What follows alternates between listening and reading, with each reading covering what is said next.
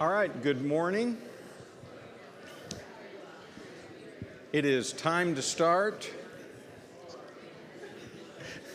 I can't do that. So we'll ensure we don't run over.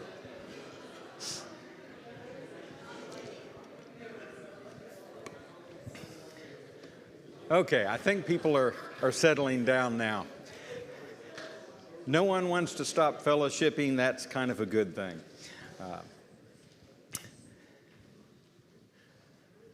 All right, happy Easter, everyone.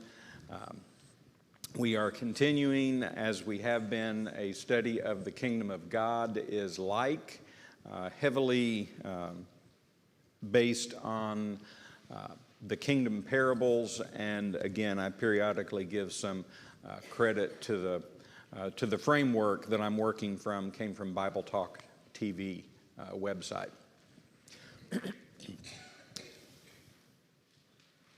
So just to review a little bit, the kingdom,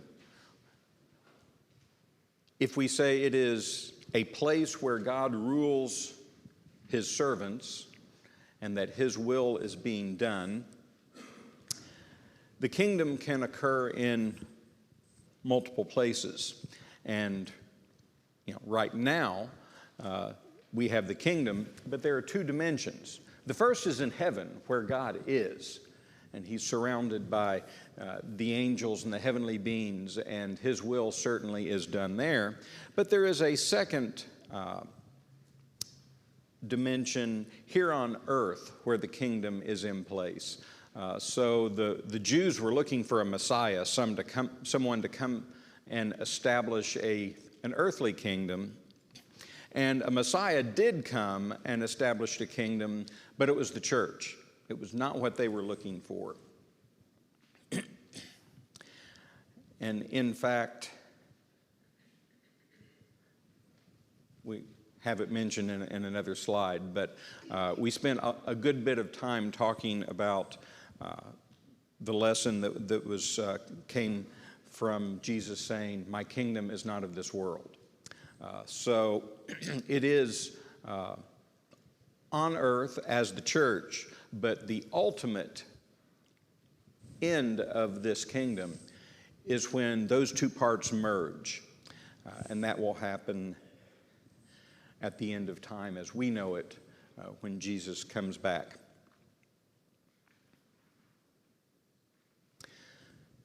So we've been looking at the parables, and we kind of looked at how the parables work a little bit, what especially these kingdom parables are going over.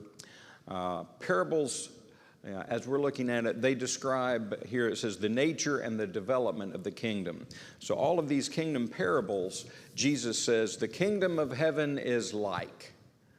And then he gives a parable or a story that people can relate to, a story that has a secondary meaning that is spiritual in nature. So we've looked at a few parables so far. Some of the things we've learned are that the kingdom affects the earth by its presence. As the people of God and the church spread throughout the world, it affects the earth, and the world, earth not being the physical dirt, but the world, the people. It affects it by its presence. There are all types of people in the kingdom, from whether you're talking about different backgrounds. Some of them we talked about ultimately may not spend eternity with God, because the kingdom will be purified, was discussed in the parable of the dragnet. Then in the study of the wedding feast, the parable of the wedding feast, the kingdom is open to everyone. Everyone is called. The king sent out anyone who was found was invited by his servants. Not all of the people invited accepted, and some of the people accepted but wanted to enter on their own conditions or on their own terms, and God rejects those. So the kingdom must be entered on God's conditions. So, excuse me. Today we're going to be looking at a couple of parables. The parable of the 10 bridesmaids, and then later the parable of the talents.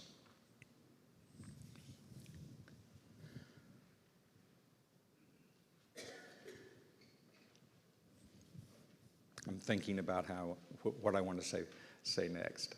Okay, I will cover that after we read it. I'm going to go ahead and read this. It's a bit long, and especially for the sake of someone listening on the stream, be more easily heard. So in Matthew 25, the two parables, by the way, we're looking at are Matthew 25, and they are back to back there at the beginning of the chapter. So beginning in verse 1, "Then the kingdom of heaven will be comparable to 10 virgins who took their lamps and went out to meet the bridegroom. 5 of them were foolish and 5 were prudent. For when the foolish took their lamps, they took no oil with them. But the prudent took oil in flasks along with their lamps. Now while the bridegroom was delaying, they all got drowsy and began to sleep. But at midnight there was a shout, 'Behold, the bridegroom, come out to meet him.' Then all those virgins rose and trimmed their lamps. The foolish said to the prudent, 'Give us some of your oil, for our lamps are going out.' But the prudent answered, 'No, there will not be enough for us and you too. Go instead to the dealers and buy some for yourselves.' And while they were going away to make the purchase, the bridegroom came, and those who were ready went in with him to the wedding feast, and the door was shut. Later, the other virgins also came, saying, 'Lord, Lord, open up for us.' But he answered, 'Truly I say to you, I do not know you. Be on the alert then, for you do not know the day nor the hour.'" And we'll read the second parable in a few minutes. So before we dive in, let's preface this with a little bit of context. This is in Matthew 25, where we're reading. In Matthew 24, the disciples ask some questions. 24 verse 3. Someone has that if you'll read it. Signs of the end of the age. As he sat on the Mount of Olives, the disciples came to him privately, saying, "Tell us, when will these things," he said, will be in the sign of your coming and the end of the age?" So in other words, when is the end of the age coming? Yeah. When are you coming? When is the kingdom going to be established? When is all this going to end? So that's the context of this parable, is Jesus teaching after that. Well, let's look at the story. The story, just on the surface, the physical story. Who are the characters that we read about?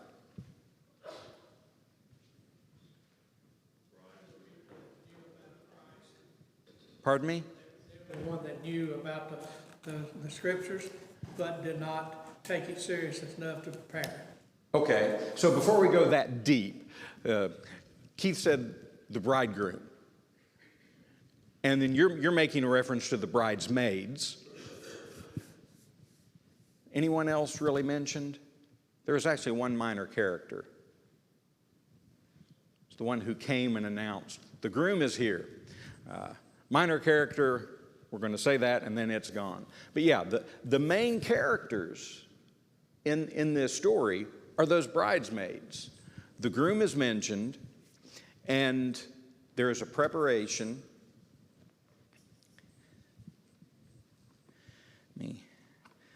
I should have put a longer time out on my screen here.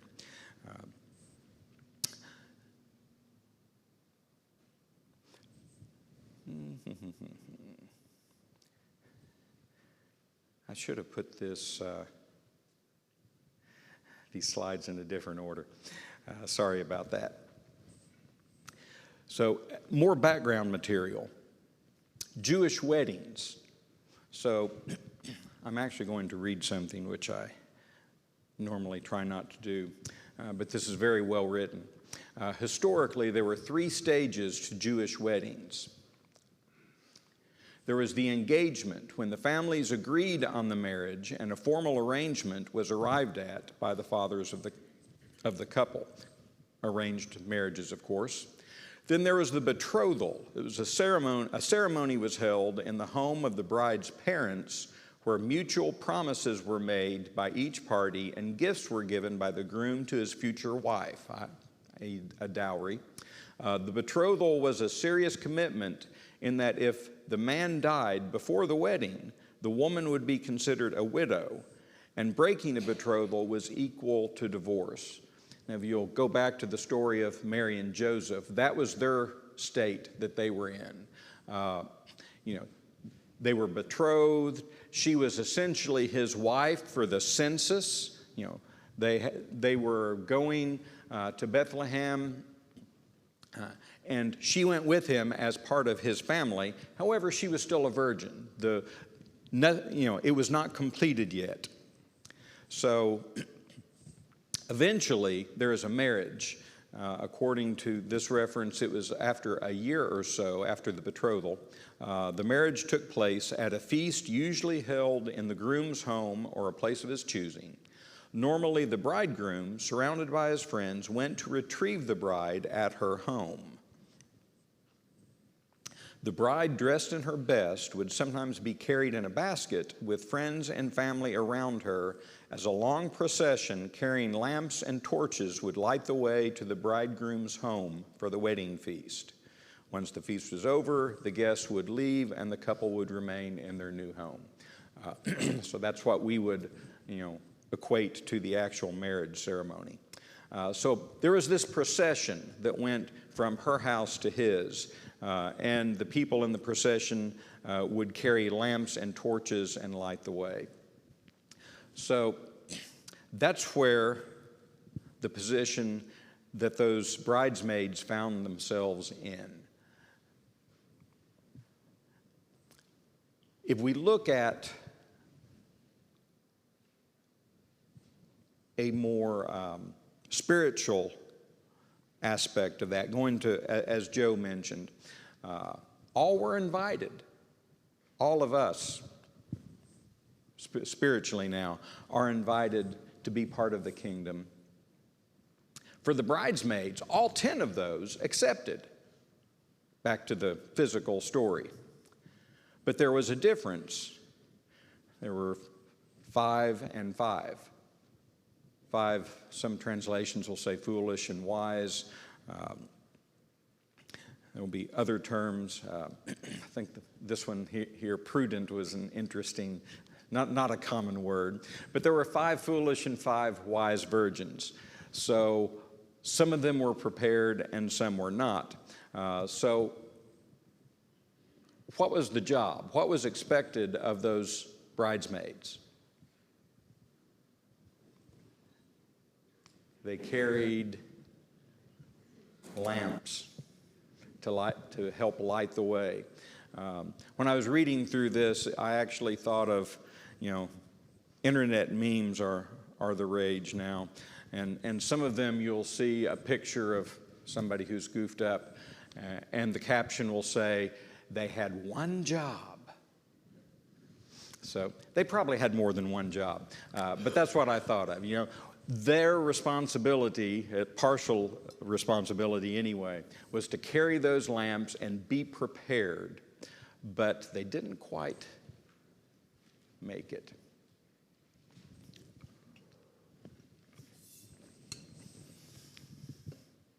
So on the spiritual side of things,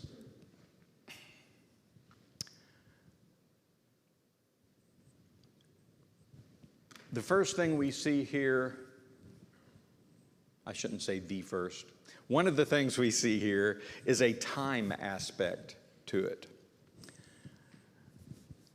And this is part of, the story that we've seen from even in the Old Testament prophecies where we kind of started talking about a kingdom.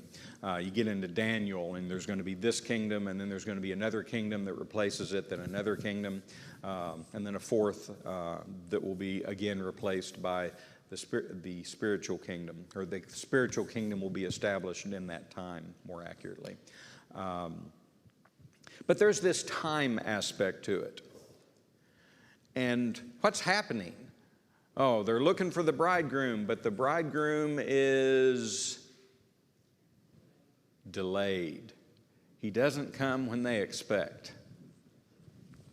So they're waiting for a time when something's going to happen.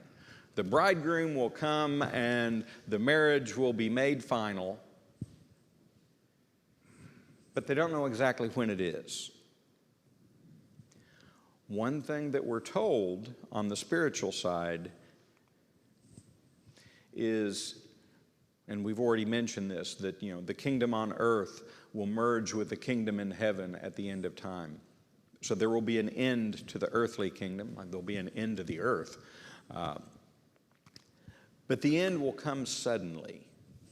A couple of verses, Matthew 24, I've got here verses 36, 42, and 44, so it jumps around a bit. Sorry, Jamie, but you got the tough one. But concerning that day and hour no one knows, not even the angels of heaven, nor the Son, but the Father only. Therefore stay awake, for you do not know on what day your Lord is coming. Therefore you also must be ready, for the Son of Man is coming at an hour you do not expect. All right. Repetition. What is repetition used for if you're teaching someone? Emphasis. Yeah.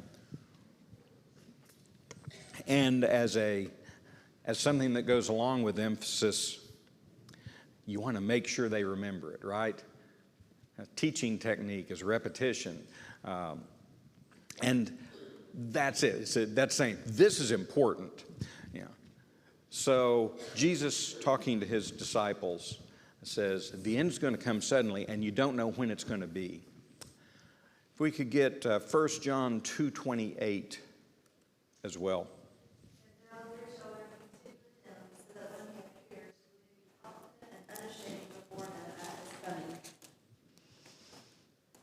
Okay, so looking at a more spiritual aspect of it, we shouldn't be ashamed at his coming. We should be ready for that coming.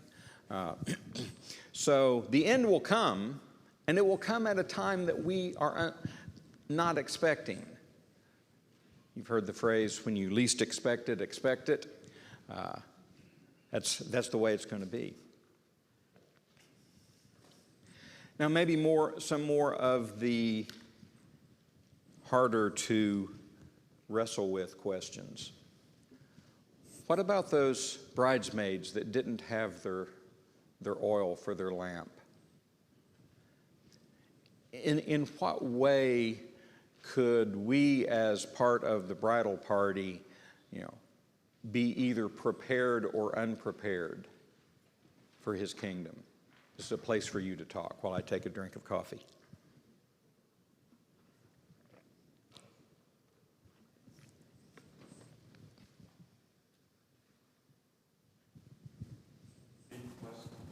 So in what ways, the bridesmaids, some were prepared and some were not prepared for the coming. As members of the spiritual bridal party, what ways could we have to either be prepared or not prepared? Go ahead. The wise ones had their lamps and oil to supply the lamp. So they had done the first step, plus they were continuing to supply the oil. The foolish ones had the lamp, they had the supply, but they were doing nothing to continue to supply that lamp. So in the spiritual aspect, it may be that as a Christian, you've done what you need to be done to become a Christian, but you have not done anything to continue to supply that spiritual aspect of your Christianity. Maybe you've been baptized, but that's it. That was the end of it. You didn't continue with your study. You didn't continue with working with the church. You just basically got wet. Right. So the process of being a follower of Christ is an ongoing process, and they were prepared to continue that. Whereas the others, I think we're due up in a couple of weeks to talk about, the parable of the soils. The things sprung up immediately, and then they had no depth. So there's this, aspect of, if you're going to be prepared, you have to think ahead. Well, I don't know exactly when the groom is coming. I need to make sure I've got plenty of oil. That was the thought process they should have had, but it wasn't. Their thought process was, here and now, I'm ready. And they weren't prepared for what might happen. And yeah, there are so many different ways you could take that idea of being prepared for the passing of time, or for growing spiritually, whether it's studying, whether it is being careful to surround yourself with other Christians, so that the influence remains and you're pulled in the right direction. So many ways you could go with that. But did I hear? Go ahead, Daniel. So 2 Peter, chapter 3, verse 11. Since all these things are thus to be dissolved, what sort of people ought you to be in lives of holiness and godliness, waiting for and hastening the coming of the day of God, because of which the heavens will be set on fire and dissolved, and the heavenly bodies will melt as they burn. But according to his promise, we are waiting for a new heaven and a new earth in which righteousness dwells. And so we see here, we should be seeking lives of holiness and godliness. And on top of that, are we actually looking forward for Christ's return in the kingdom, or are we so content with what the world has to offer that that's not the first thing in our mind, that we're looking for Christ to come back? Well, that's a great point. So 1 Timothy 3, I think, was a picture of, certainly a picture of the end of the world, but it was saying, in preparation for that, you need to be about holiness and godliness. And then at the end, he mentioned, this, looking forward to it. Are you concerned about the here and now, or are your eyes on the goal of finishing with Jesus? I think that's great. What happened when the 5 foolish bridesmaids ran out of oil and asked for oil from the others? They were turned down. That's right. Everyone ultimately is responsible for themselves. You may have grown up in the church, you may have all that background, you may end up taking things for granted. Ultimately, your life is your responsibility. Just like those 5 were responsible for being prepared.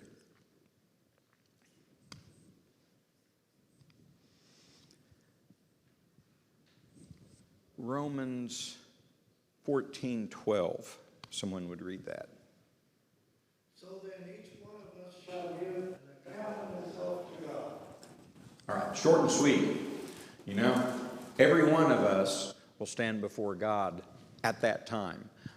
So we have to remember that we're talking about the kingdom, and in this particular parable, the kingdom and his return and what's going to happen.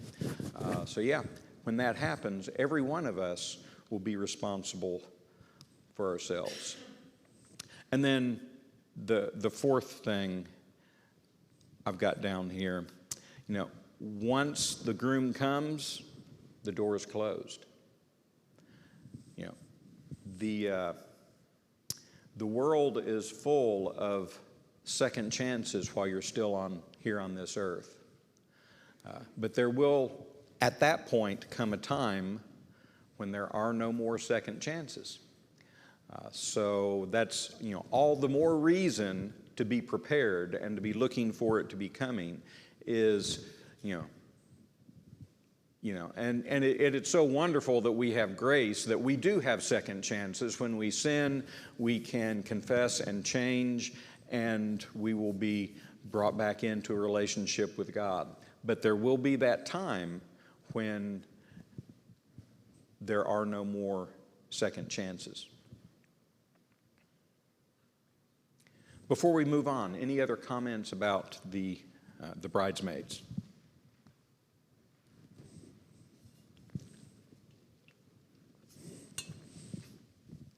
Okay, so let's look at the parable of the talents. Of course, this comes right after the parable of the bridesmaids, which, again, comes in context of, questions about the end of the age.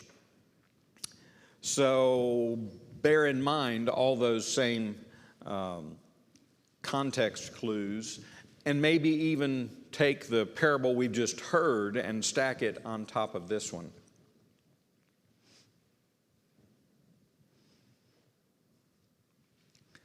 And again, I'll go ahead and read that. For it is just like a man about to go on a journey, who called his own slaves and entrusted his possessions to them.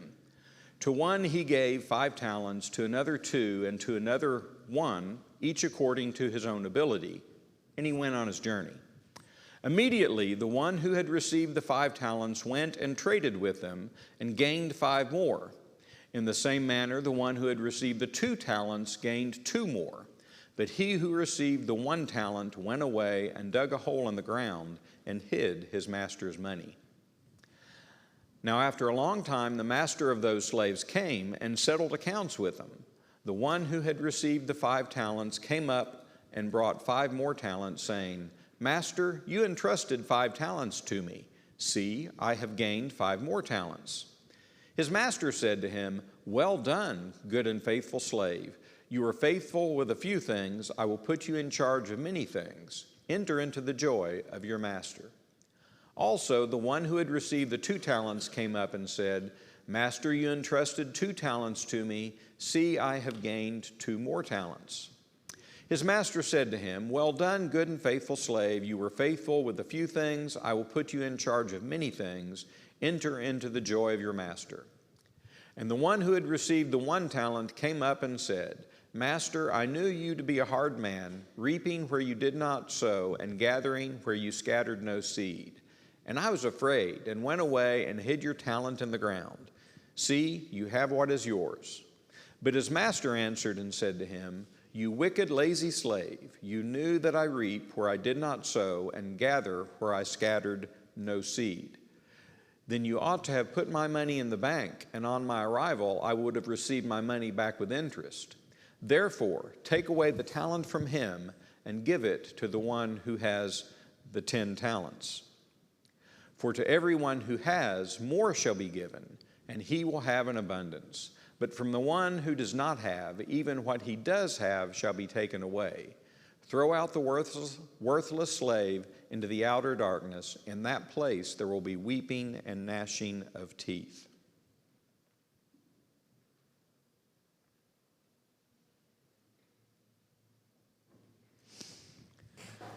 Okay, so let's look at the story. Again, on the surface, who are our characters?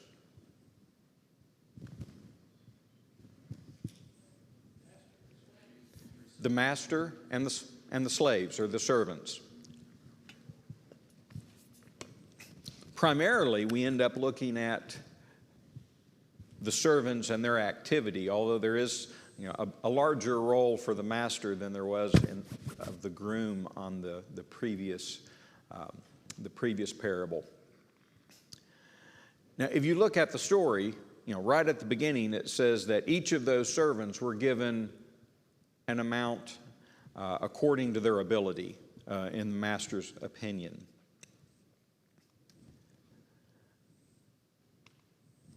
First question, what's a talent?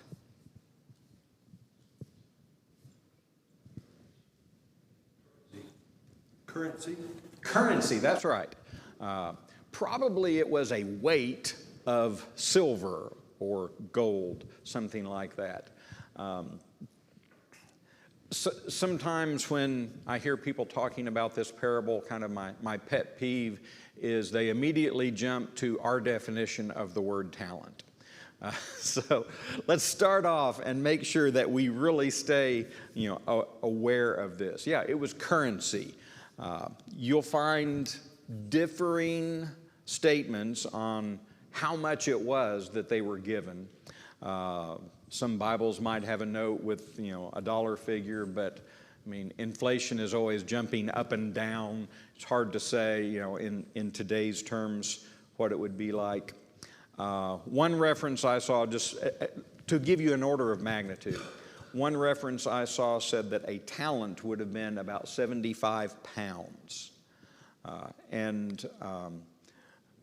One translation I read said, 5 bags of silver, as an example, gave to what they gave. Another note said about a talent was about 20 years of salary. So if you take, these days, statistics in the United States give you in the neighborhood, round numbers, $50,000 for average income. Multiply that times 20, you get about $1 million. So if we just use that, one servant was given $5 million, one servant was given $2 million, one servant was only given $1 million. Now, don't have that much money, but if I did, I would really have to trust those servants that I gave $5 million. I would have to even trust the servant that I gave the $1 million to. So, don't know how much it was. It was a lot of money. So, looking at it from that financial aspect, what was expected of them? A return. That's right. How many times do we hear these days, and it can be used in lots of contexts, return on investment. I'm going to put something here, and I'm looking to get that back and something more. So the master was expecting a return on his investment. So what were the returns? From the servant that he gave 5 talents to, the return was 100%. He got that back and 5 more. Same thing for the servant that he gave 2 talents to. He got that back and 2 more. What did he get back from the servant that he gave 1 talent? That's right. He got 0%. He got his principal back. Well, they say don't put all your eggs in one basket, right? So yes, it's a good thing that the master didn't give all of that money to the third servant, because he would have come back after some lengthy amount of time, having given them opportunity, and he would have come back with no return.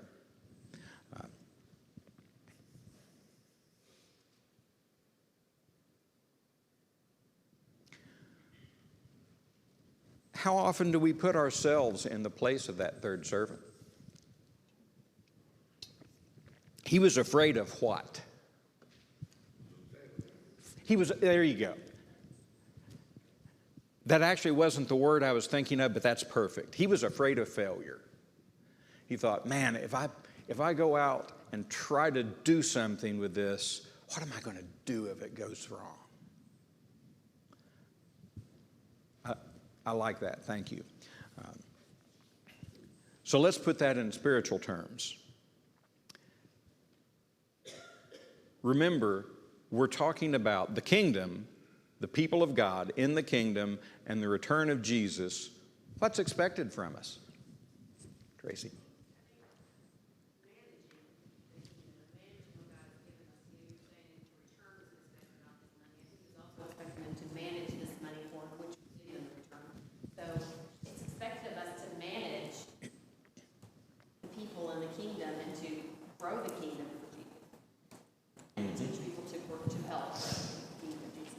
That's right. He's expecting some effort. He's expecting some management.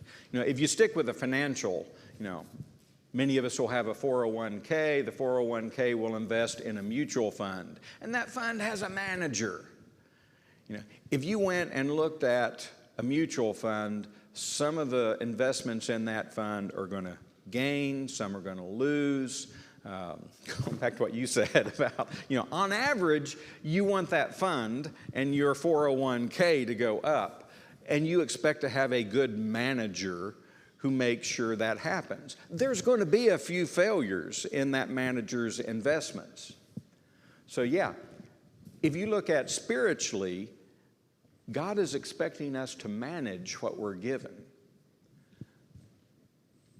But this servant was afraid of failure, so what did he do? He went and he hid it. He buried it. He was afraid to use it. He was afraid to step out and manage the thing that God had given him.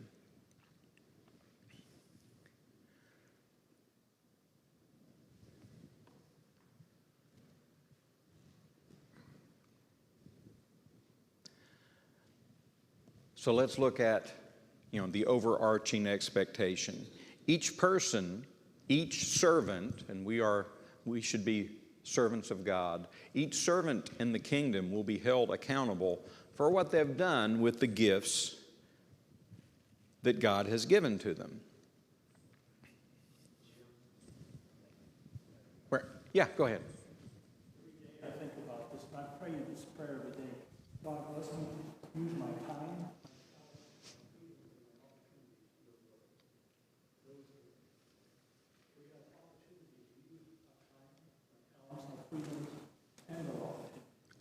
Okay, that was good. You said time, talent, and that's in the modern translation, modern definition of the word. What do you say? Freedom and opportunity. My next slide, you read my mind, man. What are the talents that we are given? Figurative talents. What are we given that we can use in the service of God? The first one we've been talking about, money. And as we talk about this, remember, we're all given different amounts of these things from the Master. Go ahead, Jamie.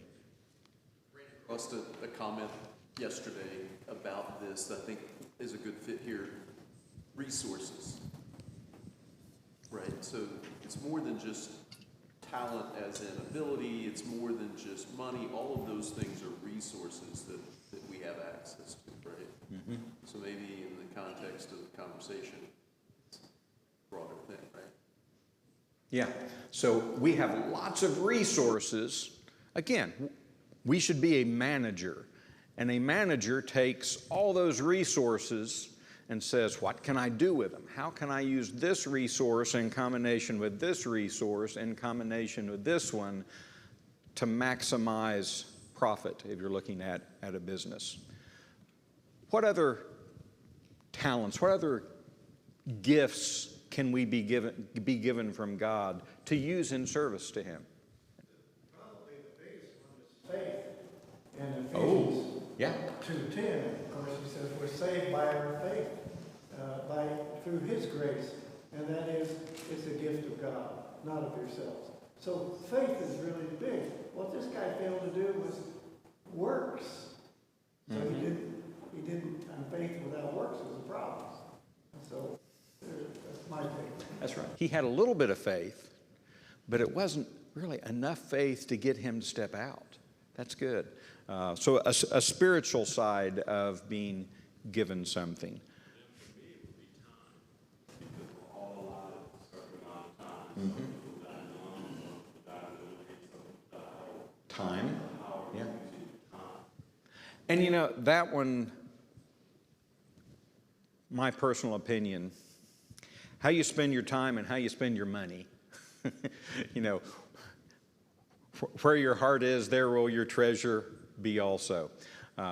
Those are big indicators of where you're focused. So yeah, some people have lots of time. And some of these you might have at different points in your life. At some point you may have lots of money as a resource. Other times maybe less. Some point you may have very little spare time. Maybe your work obligations just to get, to get by are very strong. So these things will vary. Go ahead. Really anything in our life, time, money, our homes, our jobs, everything that we are blessed with by God is something we can use for God's service, that God has given us to manage for Him. Back to your mutual fund reference. If we put something in a mutual fund and say, okay, manage this money, and there's nothing going on, we're pulling that money out and putting it somewhere else. Anything God has given us, He's expecting a return. The very breath that we breathe, just anything that we are blessed with is something God has given us to manage for Him. Mm-hmm. Good point. There will be a time when God comes back, but much like we might keep an eye on that 401k, God can be monitoring us as we go along, so He might give or take away some of those resources and put them in some place that would do His will or bring glory to Him in a better way. Go ahead.